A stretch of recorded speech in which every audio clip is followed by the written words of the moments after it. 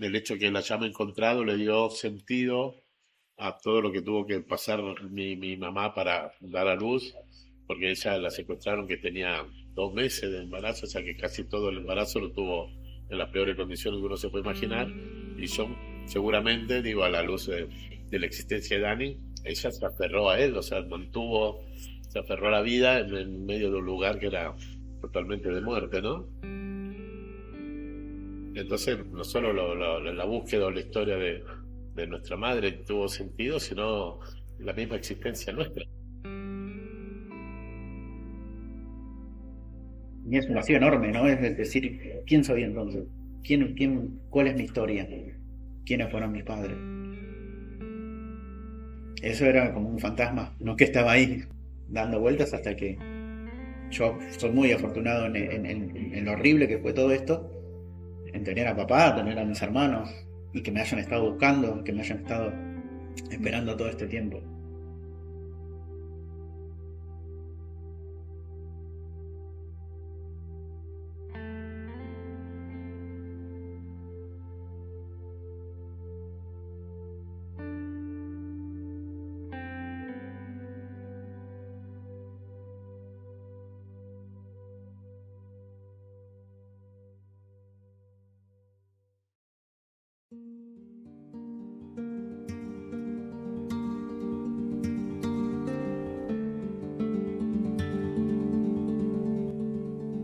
State ascoltando Presentes, Daniel e Miguel.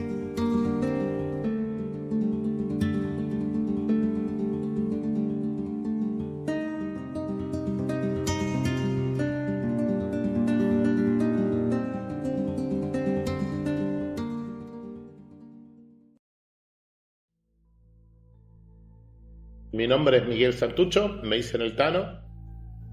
Soy el hijo de Cristina Navajas, una detenida desaparecida que estaba embarazada al momento de su desaparición, y de Julio Santucho, ambos militantes del PRT. Mi papá está vivo. Y bueno, por muchos años estuve buscando a mi hermano, y a partir del año pasado, de julio del año pasado, se lo encontramos y era uno de los 300 que estábamos buscando, digamos, y bueno, eh, por lo menos a mi hermano lo encontramos, pero falta mucho más. Mi nombre es Daniel Santucho Navajas y soy nieto de Abuelas de Plaza de Mayo, nieto número 133, y hace poquito más de un año que recuperé mi identidad. Quella di Santuccio è una famiglia molto nota in Argentina.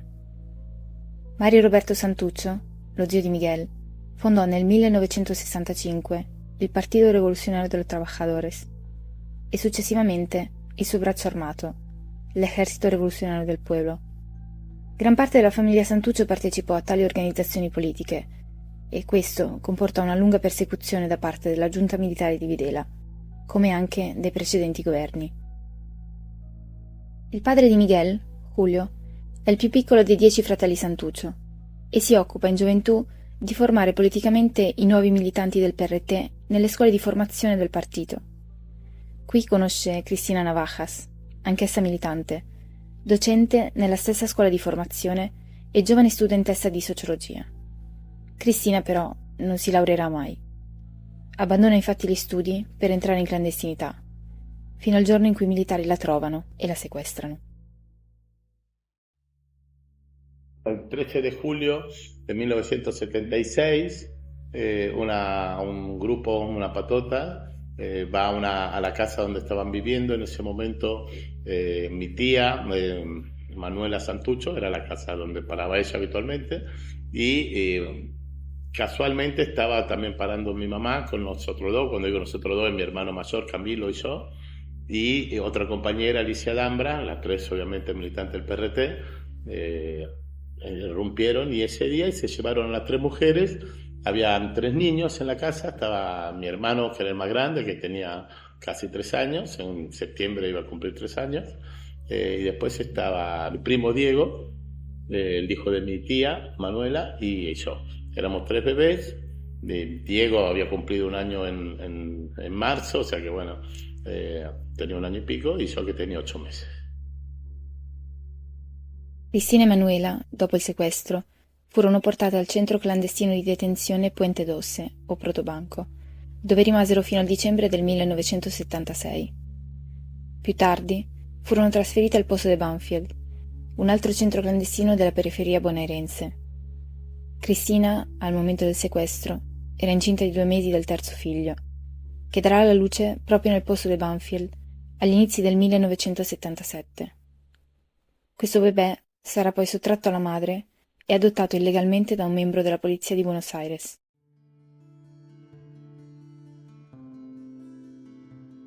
Mi mamá estaba escribiendo un diario, estaba escribiendo una carta a mi papá, y en esa carta, que era bastante larga, en un momento le dice que tenía todos los síntomas de un embarazo, que tenía náusea, que tenía malestar, que no tenía un atraso, que bueno, que en ese momento no podía hacerse el análisis, pero que bueno, que adentro suyo ya sabía que de alguna manera estaba embarazada. Y luego, con los testimonios ya de los sobrevivientes de los centros clandestinos, nos enteramos que mi mamá hablaba sobre todo con la gente, digamos, que consideraba que podía salir, o sea, esperando que, bueno, que pudiese sacar esa información afuera, ¿no? Y de hecho, esa era, digamos, su manera de querer confirmarnos que efectivamente estaba embarazada, y así yo tuve la confirmación, digamos, ¿no? De que ella quería que buscáramos también a su hijo, porque si asumió tanto riesgo, porque claramente no podían hablar ni menos pasar su información, o sea que seguramente fue castigada por eso, pero bueno, sí logró que nos enteráramos, ¿no? de su estado.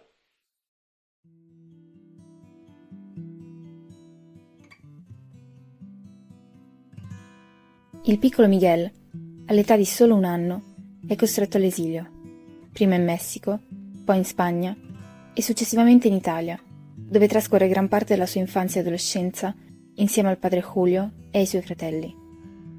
Ritornerà in Argentina poco prima di compiere la maggiore età, affrontando la difficoltà di chi cresce in esilio, di chi parte bambino e ritorna giovane uomo. La volontà di riconnettersi alla sua storia, di cercare di ricostruire la vita di sua madre e del resto della famiglia, lo spinge ad avvicinarsi all'associazione Abuelas de Plaza de Mayo. Da questo momento in poi inizierà il suo impegno militante per cercare attivamente il fratello.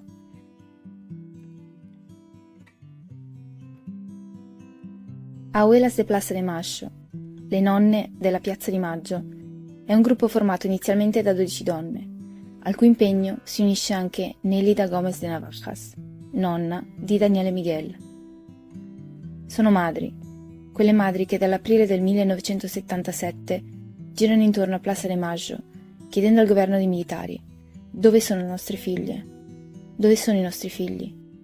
Ma che nell'ottobre 1977 iniziano a riunirsi per cercare anche i loro nipoti. Durante gli anni della dittatura, in Argentina fu attuato un piano sistematico di appropriazione di neonati e bambini, per cui circa 500 figli e figlie di persone desaparecidas, nate nei reparti maternità di alcuni centri clandestini, o sequestrati con i propri genitori, furono consegnati a famiglie vicine alle forze armate, o abbandonati in orfanotrofi come NN, persone senza nome. La ricerca di Abuelas de Plaza de Mayo continua anche ai giorni nostri, ed ha permesso a 133 nietos, nipoti, di riacquistare la propria identità. Le abuelas si sono battute nel tempo per far riconoscere a livello internazionale, tra i diritti del bambino, anche quello all'identità, mentre in Argentina svolgono un lavoro quotidiano di ricerca insieme alla CONADI, la Commissione Nazionale per il Diritto all'Identità, oltre a difendere la memoria, la verità e la giustizia. Daniel Santuccio è nieto recuperato numero 133, quel bebè che Cristina Navajas detta alla luce in un luogo di terrore, l'ultimo nipote che ha potuto recuperare la propria identità sino ad ora.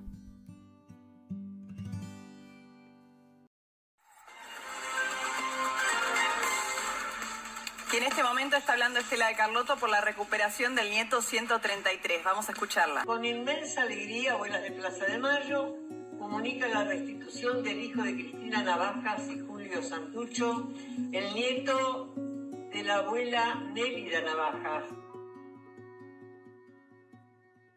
Fueron muchos años de vivir con cierta incertidumbre, ¿no? De dudar si realmente la identidad que llevaba era la verdadera. Y eso surgió a los 21 años, cuando una hermana de crianza, una hermana 20 años más grande que yo, me planteó sus dudas. Cuando le pido que me den una explicación de por qué me decía eso, ella me decía que no tenía muchos fundamentos, que en realidad cuando yo nací no vivía en Buenos Aires, vivía en la provincia de Misiones, y cuando vuelve se encuentran con un niño entre 2 y 3 años que les parecía extraño, que nuestra madre ya era una señora alrededor de 50 años y que era muy difícil que pudiera tener un bebé. Il giovane Daniel inizia ad avere i primi dubbi su quale sia la sua vera identità. Ma un giorno in casa trova il suo certificato di nascita, che dice che quelle persone che l'avevano cresciuto erano in realtà i suoi genitori, che era nato a Buenos Aires, ma era stato registrato in un'altra provincia argentina, Santiago del Estero, e che la sua data di nascita coincideva con il giorno del golpe militare. Lui crede a quelli che considera i suoi genitori, ha bisogno di farlo, ha bisogno di afferrarsi a quel pezzo di carta.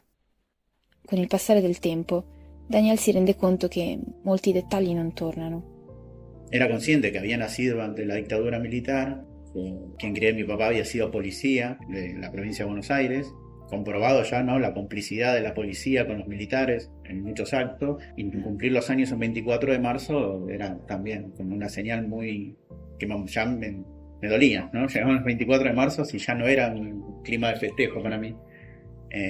Me hacía pensar mucho. Lo que tenía era miedo. Anteriormente yo sabía lo que tenía era miedo y hasta culpa, ¿no? Que si yo pedía ayuda, si yo denunciaba, quien cría a mi papá iba a ir preso. Yo no podía hacer eso. O sea, no podía meter preso a mi papá. O sea, no. Era como un impedimento, ¿no? Y lo sufría mucho. Y así viví muchos años. Con ese miedo, con ese dolor, si se quiere, ¿no? De no saber. Fui papá y le di el apellido a mis hijas y sentía que algo mal estaba. O sea, era una sensación que tenía, ¿no? Que me estaba equivocando en darle ese apellido. Pero no podía enfrentar la situación, no la podía resolver. Quando il presunto padre di Daniel diviene vedovo per la seconda volta, anni dopo la morte della presunta madre di Daniel, questi, già adulto, va a vivere da lui e la convivenza è pervasa da discussioni. Daniel fa domande sempre più incalzanti e non riesce più a sopportare il peso delle bugie. Se ponía muy nerviosa cada vez que lo ponía en esa situación, o que le exigía que me dijera si realmente era mi papá, que cuántos años más me iba a seguir mintiendo. Cuanto más nerviosa se ponía, más certeza me daba a mí que me estaba ocultando algo. Él se escapaba directamente, o sea, literalmente se iba. Estábamos en la cocina o en el comedor de la casa, se iba a su habitación, se acostaba y se tapaba hasta la cabeza. Y un día decide hablar y me dice que en realidad se habían separado de quien yo quería a mi mamá, que ella se había ido con otro hombre y que tiempo después vuelve con un bebé, él la perdona y se hace cargo. Pero, o sea, pasaron más de 20 años que pedí la verdad. Si era esa, ¿por qué no me lo dijiste? Daniel deve a se stesso la verità, ma sente che la deve soprattutto alle sue 2 piccole figlie, che vede molto poco in questo periodo. Il suo desiderio di riavvicinarsi a loro sarà essenziale per rompere la paura di scoprire la verità e riprendere a cercarla in maniera determinata. Per questo motivo decide di avvicinarsi ad Abuelas. Sentí que era el momento de ocuparme yo. Claramente el referente que tenía para pedir ayuda era Abuelas de Plaza de Mayo. O sea, eso siempre estuvo claro, digamos, ¿no? Pero era esto, ¿no? Era el tener la valentía de acercarme y plantear esto.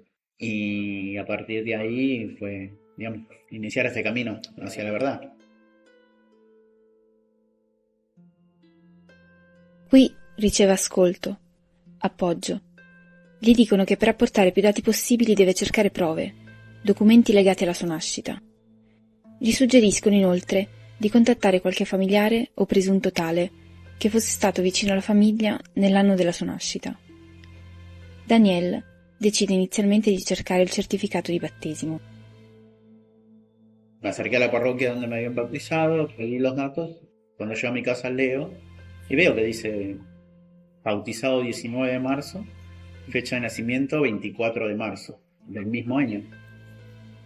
Digo, no puede ser. O sea, me bautizaron 5 días antes de nacer. Digo, ¿cómo alguien puede decir que eso está bien? Entonces es así que al poco tiempo mi sobrina se comunica conmigo y me dice que pudo hablar con uno de sus tíos, que este hombre en el año que yo nací era un niño de 12 años, y estando ellos de visita en la casa de mis apropiadores, escuchan cuando 2 policías le dicen a él, que también era policía, quédate tranquilo que te vamos a conseguir un bebé. Y bueno, pude hablar con mis hijas de esto. En ese momento Cami tenía 13 años y Mili 8, y decirle que mi papá no era mi papá.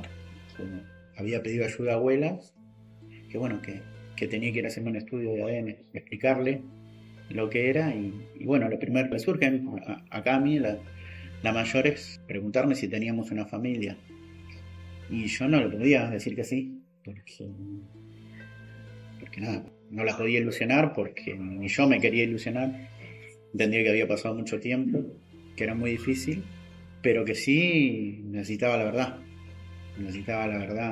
darles la verdad, no solo por mí, sino también por ellas, ¿no? De darme cuenta que esa mentira se estaba extendiendo, que su vida también estaba bajo esa sombra, ¿no? De la mentira, ¿no? De llevarme un apellido che non era il verdadero. Il tempo trascorre, e così la vita di Daniel, fino a che un giorno un uomo si presenta sul suo luogo di lavoro, dicendogli di avere notizie circa una pratica che Daniel aveva in corso. Quest'uomo si chiama Manuel González Granada, è un nieto che ha recuperato la sua identità qualche anno prima e ora lavora per la CONADI. Ha una notizia importante da dare a Daniel. Salgo a la playa de estacionamiento, cuando me dice que venía de CONADI, ahí sí me puse mal, digo, ¿cómo lo puedo estar haciendo esperar? Yo ese día trabajaba a mediodía, así que nos cruzamos a una estación de servicio, tomamos un café y él me explica, me dice que había un resultado, obviamente que me quería dar, pero que no lo podía hacer ahí, que tenía que acompañarlo hasta las oficinas en Capital. Y le digo que no puedo. Me dice, ¿cómo no puedo? Yo no puedo porque es el cumple de mi hija, hoy cumple 9 años, y prometí que le iba a llevar la torta. Yo le había hecho, o mandar a hacer una torta temática en forma de la Bombonera, en la cancha de Boca. Ella es fanática de Boca. Y nada, tenía que ir a buscarla y llegar al cumple en horario con la torta. O sea, si yo venía hasta Capital, después volvía a provincia y después de que ir con la torta hasta el cumpleaños no llegaba. Entendía la importancia, pero me tenía que esperar. Y no le quedó otra. Así que quedamos para el día siguiente en ir a la oficina. Y nada, esa noche de los nervios, de la ansiedad, no pude dormir. Y al otro día de la mañana sí, me mostraron el informe y bueno, las fotos de mamá, las fotos de la abuela, de papá y de mis hermanos. Y yo muy emocionado, muy contento. Para mí era un montón tener a mi papá y a mis hermanos, o sea, de no tener a nadie, de estar solo, a tener toda esta familia.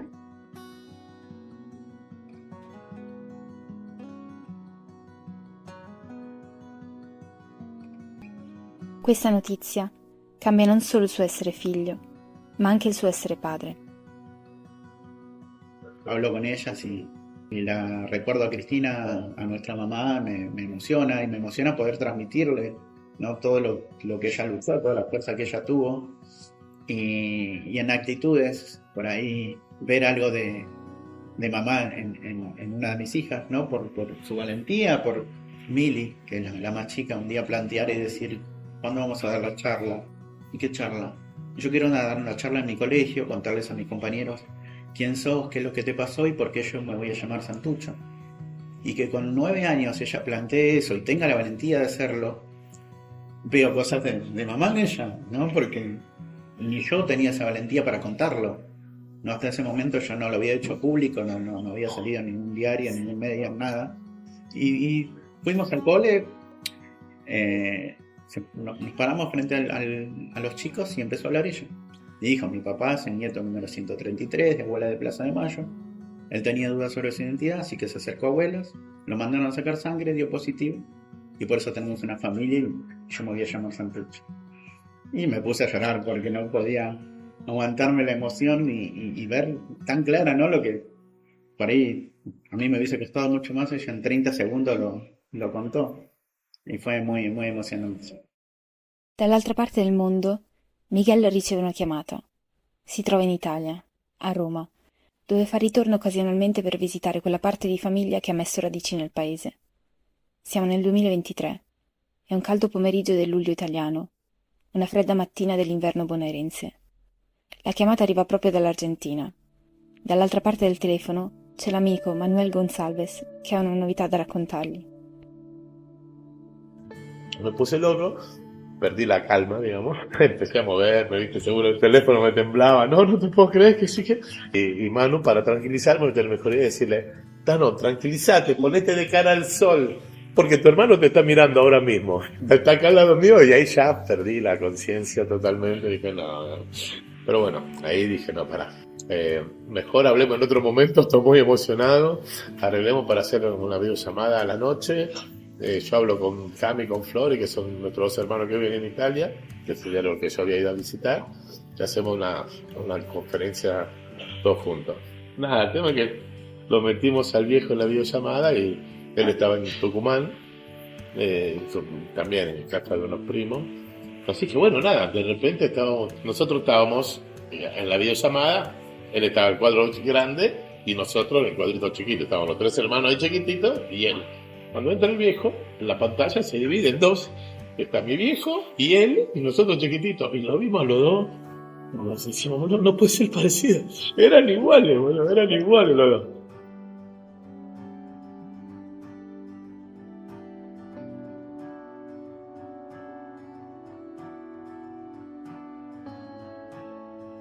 Fue muy, muy emocionante, de darle las gracias. O sea, lo primero que me salió es darle las gracias, no bajar los brazos, seguir la búsqueda de nuestra abuela. Y que era mucho para mí el saber eso, ¿no? El saber que me querían, que me estuvieron buscando, y después, bueno, como se hace la videollamada tarde de acá, noche en Italia, fue entrar a la videollamada y ver a mis tres hermanos juntos y sentir que era ahí, que ese era mi lugar, que era ahí donde tuve que estar siempre. Fue muy fuerte. Y no solo es, digamos, encontrar la familia, recuperar la identidad y saber cuál es mi verdadero apellido, sino es mucho más que eso, ¿no? Es cuál es mi verdadero origen, cuál es la historia. Y sentir orgullo de eso, ¿no? Sentir orgullo de mamá, de la abuela, de papá, de mis hermanos, y entender que la vida de acá en adelante voy a estar acompañado, ¿no? Es muchísimo, porque, o sea, fue llevarlo a la realidad, ¿no? De eso, que ya no iba a estar más sola, que esos fantasmas se fueron. Fue un cambio total en mi vida. Tempo dopo, Daniel, con la sua identità recuperata, dopo 46 anni, si reca nel luogo che l'ha visto nascere, il Pozo de Banfield. Quel giorno, Cristina Navajas, sua madre, avrebbe compiuto 74 anni, ma resta ad oggi tra le persone scomparse per opera del terrorismo di Stato della dittatura. È in questa occasione che Daniel rilascia la sua prima dichiarazione alla stampa. Il giorno seguente, gli giunge la notizia che Stanislao González, il suo proprietore, colui che credeva essere suo padre fino a poco tempo prima, era morto. Si trovava agli arresti domiciliari in quello che era il processo per l'appropriazione del piccolo Daniel.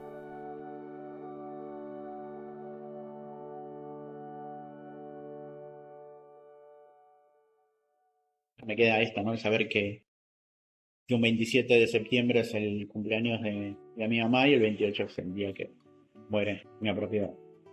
Yo siempre supe que no solo que había sido policía, por anécdotas que él contaba, que no era un policía uniformado, sino un policía de civil. Después, como no de ir asociando cosas, entendí que el trabajo que hacía él era de estos grupos de tarea, ¿no? Era quienes violentaban las casas y secuestraban a las personas.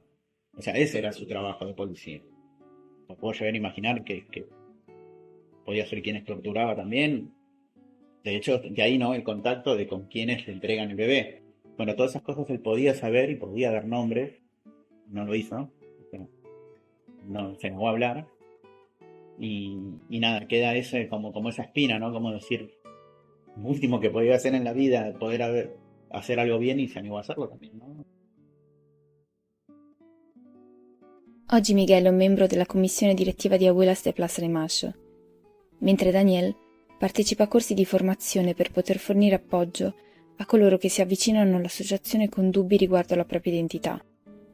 Inoltre, fa parte dell'area dei diritti umani del comune in cui abita, partecipando a incontri con studenti nei quali racconta la sua testimonianza.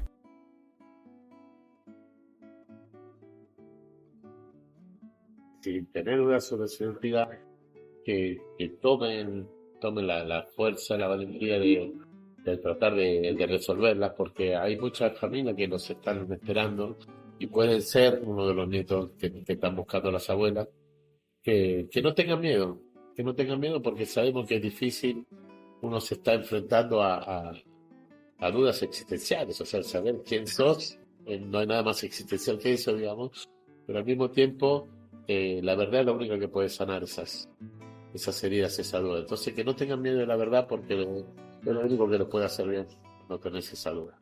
Que se animen, que hay 300 familias buscando a sus seres queridos y que uno pueden ser ellos.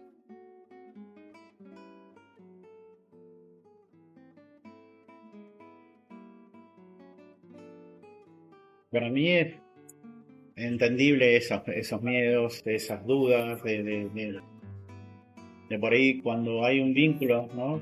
Por ahí tiene las dudas, sabe o cree saber que sus padres no lo son, o que hay algo mal, pero bueno, haber un lazo de familiar, un lazo de sentimientos hacia esa persona le debe costar, ¿no?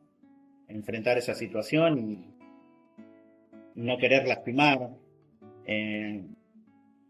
No son cosas por ahí, digamos, fáciles de afrontar, pero que sí son necesarias, porque es un dolor que existe, ¿no? Que se lleva adentro, que esa persona lo tiene, y lo único que lo sana es la verdad.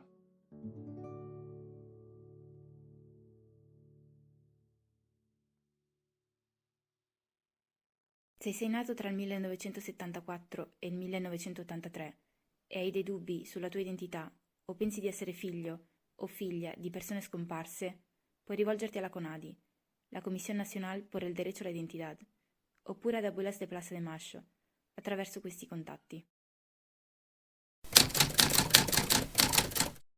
Questo era Presentes, un video podcast realizzato dalle volontarie e volontari dei Corpi Civili di Pace del progetto Nunca Más per un'educazione alla pace e alla memoria in Argentina, in collaborazione con CESC Project, con Duana Cooperazione e Diplomazia Popolare e Arte con Todos.